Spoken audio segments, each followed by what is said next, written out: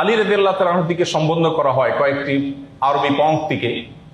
তার সে কবিতা মালার মধ্যে তিনি বলেছেন, বাকাইতু আলা শাবাবিন কাদ তাওয়াল্লা ফায়া লাইতা শাবাব লানা ইয়াউদু ওয়ালাকিন্না শাবাবা ইযা তাওয়াল্লা আলা শারাফিন ফামাতলাবুহু বাঈদ ওয়ালাউ কানা শাবাবু ইউবাউ বাইআন লাআতাইতুল মুবাইআ মা ইউরিদ। তিনি বলেছেন যে পরিণত বয়সে এসে আমি তারুণ্যকে একবারের জন্য কেনবার চেষ্টা করছি। পৃথিবীর কোনো বাজারে কোথাও কি তারুণ্য কেনার কোনো সুযোগ আছে কিনা?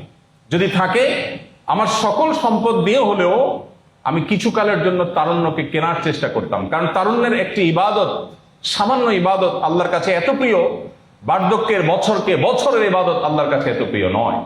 কিন্তু আফসোসের বিষয় হলো তারুণ্য একবার চলে গেলে সেটা আর কখনো কোনো সম্পদের বিনিময়ে ফিরিয়ে আনা যায় না।